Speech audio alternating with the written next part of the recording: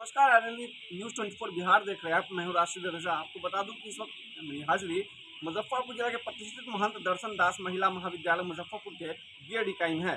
आपको बता दूं कि आज हिंदी दिवस पखवाड़ा चल रहा है। इन दिनों हिंदी दिवस पखवाड़ा के तहत जो है आज गेड इकाई में जो कहीं ना कहीं हिंदी भाषण प्रतियोगिता का आयोजन किया गया है, जिसमें कहीं ना कहीं 1 दर्जन से अधिक छात्रा ने बढ़ चढ़ के हिस्सा लिया, जिसमें नंबर 1 पर और नंबर 2 और नंबर 3 पर है छात्रा को जो है कहीं ना कहीं प्राचार्य डॉक्टर कनुप्रिया और एचओडी डॉक्टर मौसमी चौधरी ने उन सभी छात्रा के उज्ज्वल भविष्य की कामना की है और उन सभी को उपहार दे करके कहीं ना कहीं उन लोग की हौसला अफजाई करने का काम किया। देखिए इस अवसर में क्या कुछ कर रही है छात्रा और विभागाध्यक्ष डॉक्टर मौसमी चौधरी और सभी शिक्षक शिक्षिका। आइए आगे देखते हैं इस वीडियो में।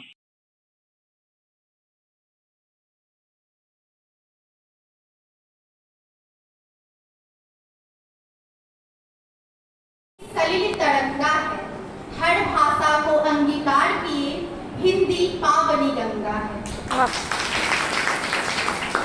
नमस्कार। यहाँ उपस्थित आदरणीय विभागाध्यक्ष महोदया, समस्त शिक्षकगण एवं भारत के उज्जवल भविष्य, मैं अंकना आप सभी के समक्ष हिंदी दिवस पर अपने विचार व्यक्त करने हेतु उपस्थित हूँ। हिंदी केवल भारत की राजभाषा नहीं है, यह भारतीय संस्कृति की आत्मा है, एक भावना है जो हमें भारत के गर्वित नागरिक के रूप में एक साथ रखती है। 14 सितंबर के दिन वर्ष 1949 में संविधान सभा ने हिंदी को भारत के राजभाषा के रूप में स्वीकार किया था। कई बार लोग राजभाषा और राष्ट्रभाषा को एक ही मान लेते हैं और भ्रमित हो जाते हैं, लेकिन भारत के संविधान में राष्ट्रभाषा का कोई उल्लेख नहीं है। संविधान के अनुच्छेद 343 में कहा गया है, देश की राजभाषा हिंदी और लिपि देवनागरी होगी।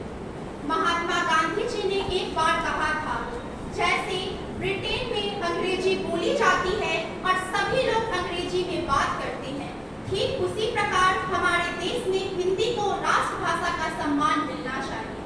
लेकिन गांधी जी का ये सपना आज तक साकार नहीं हो पाया है। हिंदी को संस्कृत भाषा का ही आसान रूप कहा जाता है। सनातन धर्म में ऋग्वेद से ही लिखित भाषा की शुरुआत मानी जाती है। महाकाव्य रामायण और महाभारत भी 1000 ईसा पूर्व संस्कृत भाषा में लिखे गए थे।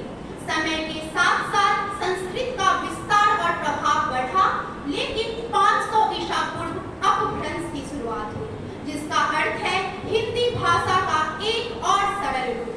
10वीं शताब्दी में सर्वप्रथम हिंदी की पहली रचना खोमान रासो ने आकार दिया, जिसमें चित्तौड़ के राजा रावल खोमान का वर्णन है। 13वीं शताब्दी में हिंदी खड़ी बोली के पहले लोकप्रिय कवि अमीर खुसरो ने हिंदी और फारसी में अनेक पहेलियां और गीत लिखे। लेकिन 18वीं शताब्दी में भारतेंदु हरिश्चंद्र ने उस हिंदी की नींव डाली जिसे आप और हम आज लिखते और बोलते हैं, जिनकी एक प्रसिद्ध पंक्ति है, निज भाषा उन्नति कहे बिन निज भाषा ज्ञान के, निज भाषा उन्नति कहे सब उन्नति को मूल, निज भाषा उन्नति कहे सब उन्नति को मूल, बिन निज भाषा ज्ञान के मिटत न हिय केसु। वर्ष 1900 से आज तक हिंदी भाषा के इस्तेमाल का चलन बढ़ा और भारत में जितने भी स्वतंत्रता आंदोलन हुए, उसमें इसी भाषा ने अपनी आवाज दी। हिंदी भाषा की इसी सरलता और सौम्यता ने उसे और सहनशील बना दिया। भारत में हिंदी भाषा को उर्दू भाषा और अंग्रेजी भाषा के साथ मिला जुला कर बोला जाता है। जैसे दिनांक अब बन गया तारीख और सुप्रभात की जगह ले ली गुड मॉर्निंग। 15 अगस्त 1947 को जब हमारा देश आजाद हुआ था, तब देश के प्रथम प्रधानमंत्री पंडित जवाहरलाल नेहरू ने अपना भाषण सिर्फ अंग्रेजी भाषा में दिया था, जिसे ट्रिस्ट विद डेस्टिनी के नाम से आज भी इतिहास के पन्नों में दर्ज किया जाता है। हिंदी में इसका अर्थ है नियति से साक्षात्कार। सोचिए, अंग्रेजों से आजादी मिलने पर भी अंग्रेजी में भाषण, तभी से अंग्रेजी अंग्रेजी की नींव मजबूत होती चली गई। हमारे देश का संविधान भी मूल रूप से अंग्रेजी भाषा में लिखा गया है, जिसमें इंडिया शब्द का इस्तेमाल सैकड़ों बार किया गया है। हमारे संविधान के शुरुआत में लिखा गया है इंडिया दैट इज भारत, यानी इंडिया जो कि भारत है। इससे ऐसा लगता है कि इंडिया शब्द को काफी ज्यादा प्रमुखता दी गई है।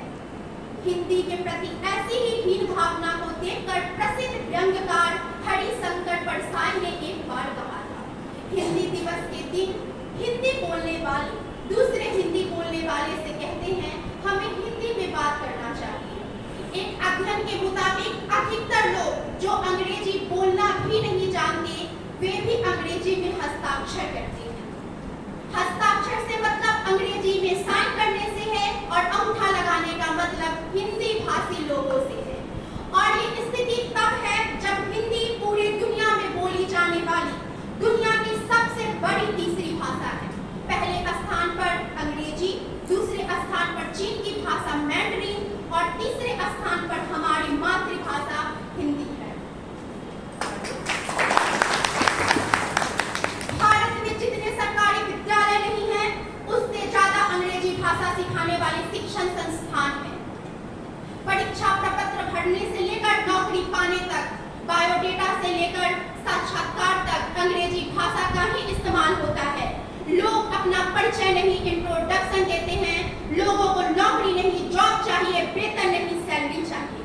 शायद इन्हीं के वजह से हिंदी भाषा को कई चुनौतियों का सामना करना पड़ रहा है। भारत के खिलाड़ी जब अंतर्राष्ट्रीय स्तर पर जाते हैं तो उनसे अंग्रेजी में ही सवाल पूछा जाता है। कई खिलाड़ी अंग्रेजी में जवाब देना मुश्किल समझते हैं, लेकिन टूटी फूटी अंग्रेजी में ही जवाब देना वे अपनी शान समझते हैं। लेकिन चीजें बदल रही है। टोक्यो ओलंपिक्स में स्वर्ण पदक विजेता नीरज चोपड़ा पत्रकार को हिंदी में प्रश्न पूछने को कह रहे हैं।